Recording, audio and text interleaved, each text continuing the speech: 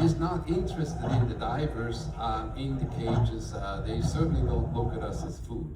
And so the sound that you heard is not anyone shooting at the shark, that's simply the camera taking pictures. So that's the shutter from the camera that sounds like that. When the cages are in the water, they give off a very slight electric current. They're not hooked up to electricity. It's simply metal in salt water starts rusting, and that's electrolysis. So what the Ampullida lawrencini, those little black dots the sharks have around their snout, they can detect very, very minute electric currents. For example, when they're swimming over sand, they can detect buried fish or any kind of animal, and they can detect the prey. When they swim by you, they know you're alive because they sense your heartbeat, the electricity that you have in your body that makes you function. So to the sharks, especially when they haven't been around the cage seems like might be something alive. This is a shark that has been around, so he just comes in, and I don't know what he was doing that day. He was just rubbing his nose against the cage. He was totally relaxed. He wasn't, rolling the eyes back, which they would be doing when they don't really know what something is and they're kind of cautious. So sometimes they come in and they do things like that. Again, it's exciting for the divers. Imagine, this animal comes right inches in front of you and does that. And it's completely benign. It's not an attack. It's not, anything that the shark wants to come after you. Now, in this video, you're gonna see a shark that has never seen a cage before. And these two divers haven't seen the shark before. And the reason you know is because when they get close, both of them back up.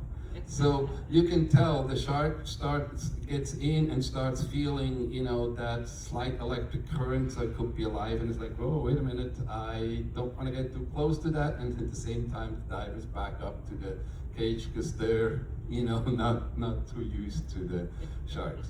And with the divers, that have been around, they would take a couple steps forward. And the really funny thing is, most of you will probably think if you're in the water and a great white shark comes up to you, like even when you're in a cage, that would be an adrenaline pumping experience.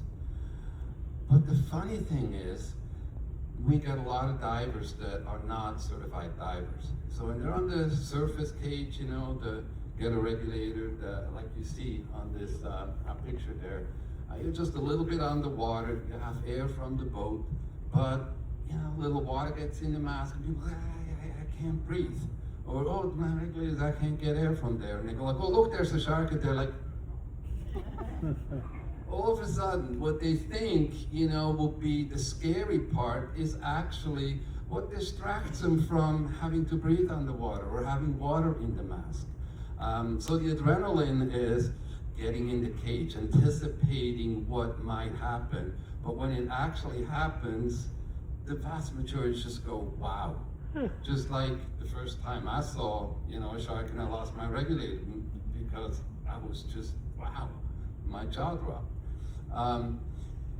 It's really, really difficult to tell how big these animals are when you see them because they could be really big and far away or, smaller and closer.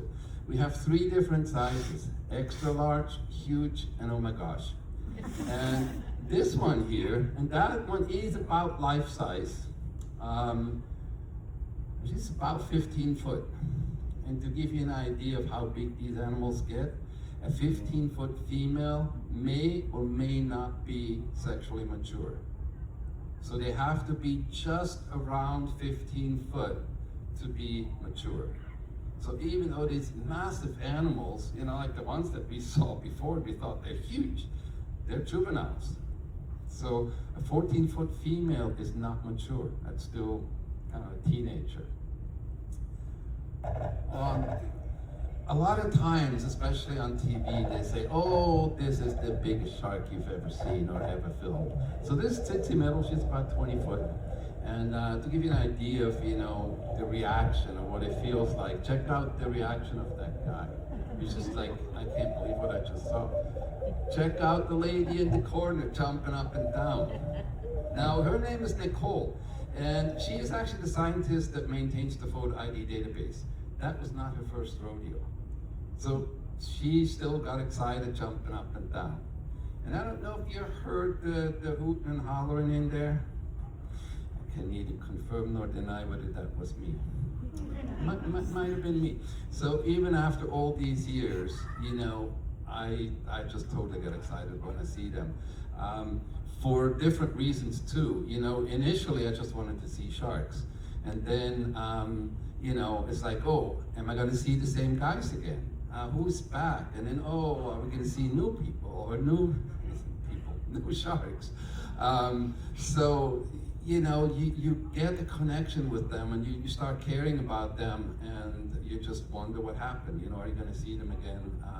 And so every time I go down there, I'm just really excited to, see who's coming up. So despite the TV always telling this is a 20-footer, it's God knows how big. I even saw an episode where somebody had sort of a ruler, a stick, and goes like, oh, look, that's a 15-foot shark. And then, look, that's an 18-foot shark. Well, like I said, we have a database. I realized that shark just grew 3 feet in the last 15 seconds.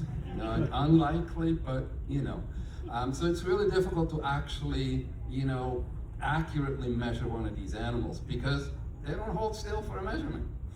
So unless you catch them and, actually measure them, and we have a few of those, like the largest male we've ever measured was 18 foot. But with the females, it's hard to tell. We have cameras that have lasers on the side. So the lasers are exactly a foot apart, and we always have to calibrate them to make sure they're not, they're exactly parallel. So if we take a picture of a shark, no matter how far away, as long as it's exactly perpendicular to our camera, we can see, the space between the green dots that we see on the picture, how many times does that go on the whole shark? If the shark is at an angle, all bets are off. But in this case, she just happened to touch the nose exactly in the middle of our cages. The cages are 12 feet long, so we know from the nose to the end of the cage is 6 foot. There's an alternate way to measure sharks and fish in general. Like from the tip of the nose to, like this is the leading edge of the pectoral fin. That is roughly 1/3 of the length of the whole shark. So in this case, because we have the cage, we know that the tip of the nose to about the middle of the gills is 6 feet. So we have more than 6 feet times 3. So that shark is anywhere from 19.5 to 20.5 feet, somewhere in there. So give or take a 20-foot shark. Is she bigger than deep blue? Is she smaller? Who knows? We have at least 7 or 8 different females that are give or take the same size. And unless you see them side by side, it's impossible to tell who's bigger or who's a little bit smaller. But they're definitely massively big animals. So we knew that these animals are only there seasonally. So naturally, I wanted to find out when they come back, why do they come back? Is it like a big party? Are they hanging out together? Are they friends? Do we see the same sharks, together all the time, or are they more solitary? How do they react to each other? And so what I noticed is when sharks, especially around a situation where there's bait involved or something that's of interest to them, they're just swimming around looking at each other. Just like we saw in the very first video as well, they're not going right for the bait. They're more interested in, hey, who else is around, and kind of deferring and doing the whole song and dance to see like who's the most dominant. Then we see some younger sharks that haven't been around this situation a whole lot, and they got a little bit too focused on the bait. Like these two guys, they both kind of look at the bait, and the last moment they go, oh wait, didn't see you right there, and they kind of go away from each other. If sharks are on the same level and they know each other, they can get really close to each other, but they still don't trust each other a whole lot. Like these two guys, they get together, but at the last moment they do not want to get too close. Typically, if one shark is higher up and one's down lower, the one that's higher up almost always defers to the one that's down below. Because even for the sharks, it's hard to tell how big is that animal.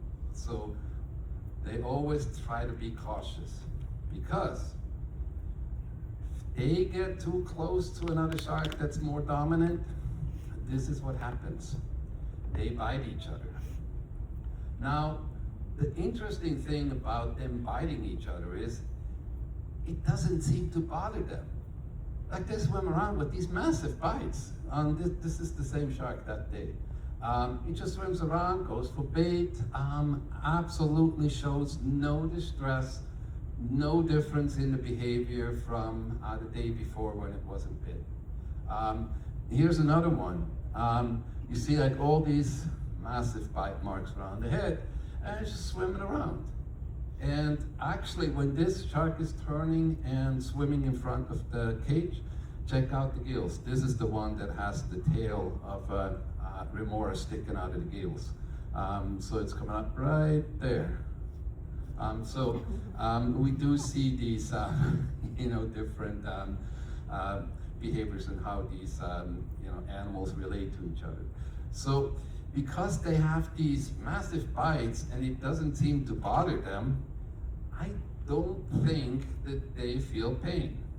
At least not the way we feel pain. Now, they feel for sure, because if you touch them, they react. So it's not like they don't have a sense of touch or anything like that. As a matter of fact, they have a very, very keen sense of, they can sense vibrations and all sorts of stuff, but I don't think they feel pain. When I told this to a lady who loves sharks, she goes like, how can you say they don't feel pain? They're sentient beings, they hurt. And, pain is really important because it teaches them to avoid painful situations. And I go like, you mean like mating? Because, hey, if you're a white shark and you're mating, well, that's a painful experience if you feel pain, because they bite onto each other. They don't have hands, they can't hold on to each other, so they literally bite each other and hold on. And when you have 2.5-inch serrated teeth, it's gonna leave a mark. And some of these injuries that we see could be from mating. A lot of times we don't see how they happen, but we know they happen. And the lady was right, pain in general has an important function, because it teaches us to favor a leg. If your leg is hurting, that's your body's way of telling, hey, take it easy, dummy, let it heal. But what's a fish gonna do? I mean, a fish has to keep on swimming to get food. It has to keep on swimming to avoid predators. So pain would actually hinder the survival rather than, enhance it. And then, like I said, the mating with sharks, that would be extremely painful. They also have an unreal ability to heal. This is Bruce. In 2010, at 7 o'clock in the morning, he swam by and he sported this huge hole, and I could look right out the mouth through that hole. Now, this is the same fish a year later. That's all that was left, a very faint scar.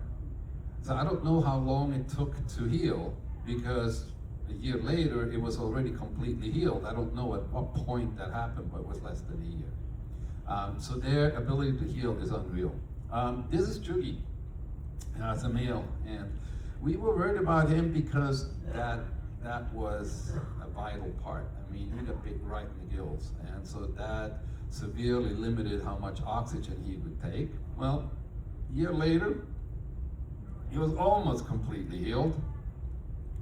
But did he learn his lesson? Check this out. Nope. Brand new bite marks right behind the old ones. So no, it doesn't change the behavior. They don't learn the lesson. We have this one shark, we named him Bite Face in the first year we saw him. Because, well, his face was all bitten up. We go, yeah, that's easy to recognize. Well, next year he comes by and, he was clean, and then he was bite-faced again. I don't know how many times he was bitten up. Numerous times in the 25 years I've known him. But then also numerous years where he looked, not injured at all. So no, they do not learn their lessons.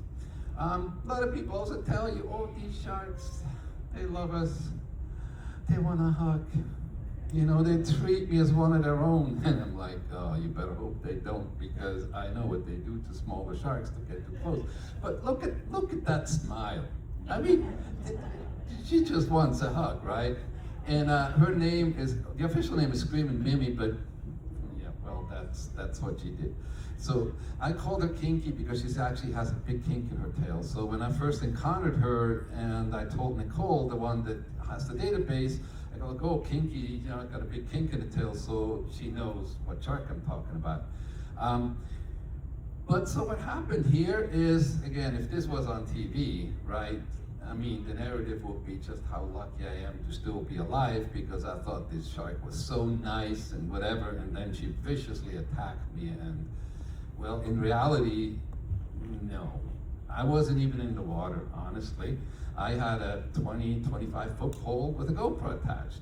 You may have noticed that the footage was a little bit shaky, right?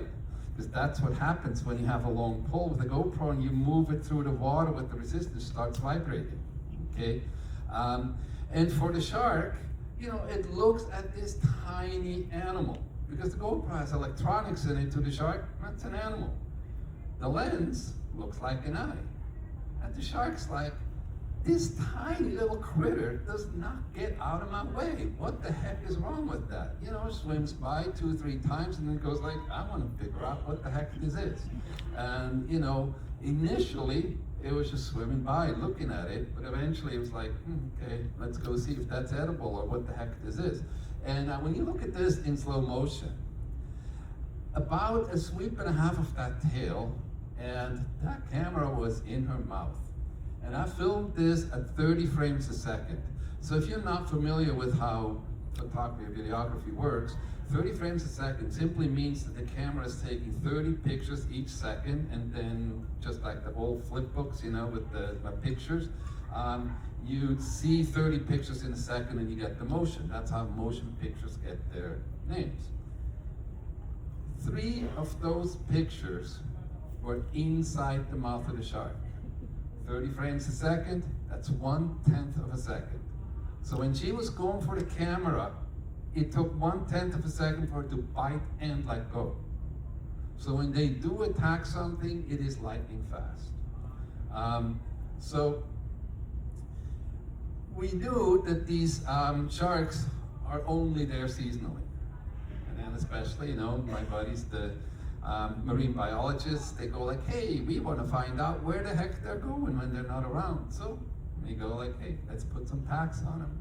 So we put some pop-up satellite tags on them, and you simply attach them with a pole spear to the base of the dorsal fin, and they're programmed to release after 6 months.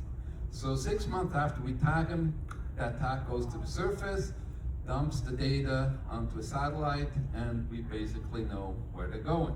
And with that, we get temperature, depth, and light.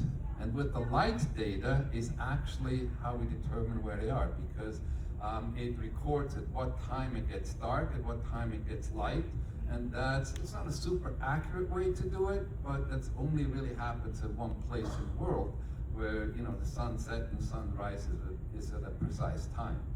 So what we found out is that the sharks in Guadalupe, where we're diving with them, and also the sharks in California, where we sailed by right last night at the Farallons, they all go in the middle of nowhere. And some of them go as far as Hawaii. So if you're on the next cruise where we go to Hawaii, that's how far these sharks go. So basically from where we're going to be tomorrow to where we're going to be in a couple weeks' time, that's how far they migrate. And, you know, the theory was, oh, they must be going out there to mate, because why else would they leave a perfectly good year-round food source and go in the middle of nowhere where there really isn't any food?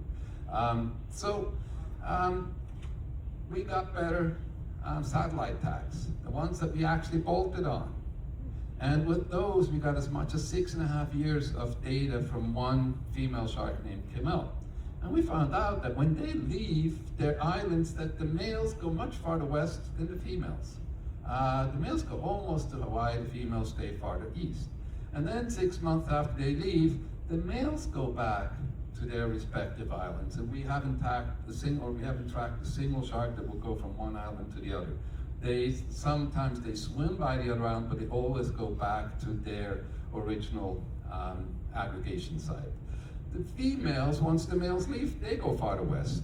And I'm talking about the adult females, and they stay off the island for 1 year.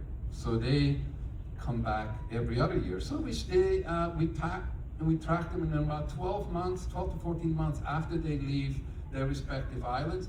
The sharks from California, they go back to California, all up and down the coast.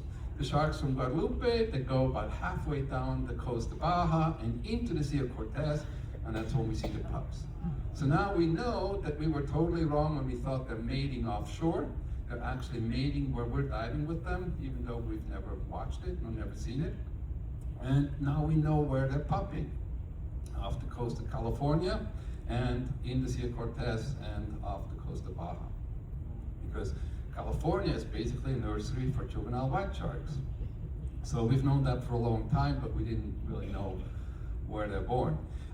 Just recently somebody said, oh, we got a shark that was just hours old because it still had some milky stuff around it. Who knows what the heck that was? And they go, oh, that must be giving birth shallow. I'm like, we don't know. Because even whether they're giving birth shallow or deep, even if they give birth really deep off the coast, it would take a couple minutes for a shark to swim up into shallower waters. So we wouldn't know. We know the location, but we don't know whether they're giving birth deep or shallow. So tracking the sharks is not an easy proposition because they are fish. And surprisingly, they don't have to come to the surface. You know, when we tag them, the only returns we get, the only time we get a signal from them is when the dorsal fin comes out of the water. Now, you know, sharks being fish, they don't have to come to the surface. Mammals are easy to track. Whales, dolphins, they're easy to track because multiple times a day, most of them multiple times an hour, come up to the surface, so you get constant returns. But these guys, we had one we thought was dead because we didn't get a return in over a year, and then it popped up again. So now imagine when you have big time differences or gaps between returns, you can just, like you see here, you can connect the dots. But so it's a lot harder to get accurate information from them. We do have a tracking app, and when I say we, it's the people I work with. It's a nonprofit organization. It's called the Marine Conservation Science Institute, and the Expedition White Shark is an app they have. I think it's free or a couple dollars. I mean, it's not a big thing. You can actually download this and track the sharks that are being tagged. Right now, we actually have a lot of new taggings going on at Point Concepcion, where there's a lot of mako sharks, but also a lot of white sharks, and we don't know whether they belong to Guadalupe, to the Farallones, or if it's a separate aggregation site. So those studies are still going on. But so we do have that tracking app, and in order to track the sharks, we have to catalog them and we have to figure out who they are. And the sharks, they do have different, for lack of a better word, personalities. Like the one I'm going to show you here, I have some pictures and some videos of her. Her name is Crazy Triss, and she channels her inner whale. She swims around, she spy hops, she swims around with her head out of the water, and her favorite trick is begging. I don't know how the heck she started that. It must have been because, when they approach the bait, the ones that, tend the lines, they don't want the shark to get the bait, so they kind of pull it away from him. So she probably thought like, oh, that meanie, he's always pulling it away. It's much too hard to actually go after the bait. I just go big. Don't know how she started that, and at the beginning we just go like, I don't know what she wants. And then somebody started throwing her, some tuna, and from then on she just knew she can go big. But she's also the most relaxed white shark that I have ever encountered. If she was human, she would be from Jamaica. You know what I'm getting at there. She's just She's just relaxed because I told you at the beginning, if a shark gets stuck somewhere, they freak the heck out. Not her. She couldn't care less. White sharks are heavier than water, so if they get stuck somewhere, they can let themselves sink. Just relax and let themselves sink. Except they don't do that. Well, she does. So that's her. So she comes in, you see there's a bait up above her, and she decided that it's a brilliant idea to stick her nose between the cage and the boat. And she's relaxed, her eyes are open. Actually, at this moment, she's looking down at me. You see her eye just looking down. And then she just lets herself sink and swims off. So now, we do have a database that has 453 individual sharks in there right now. And naming the sharks is one way, we fund the research, or the nonprofit funds the research. So you get to know, or you want to name a shark, you can name them after someone you really like or don't like, depending on how you feel about the sharks. And the way Crazy Tris got her name, right when I was filming that video that I just showed you, we had a couple get engaged in the cage. Their names were Tristan and Alyssa. And they wanted to name the shark after themselves, a combination of Tris and Alyssa. So they wanted to name her Tris. And I go like, well, yeah, but she's nuts. Crazy Tris it is, that's how she got her name. We also have Paul Walker, that's named after Paul because he came out and helped us tag sharks a few times. It was actually supposed to come out the year he passed away. Also Kobe Bryant came out with us, so we have a Kobe, and he was nuts about sharks. He wanted to come and dive with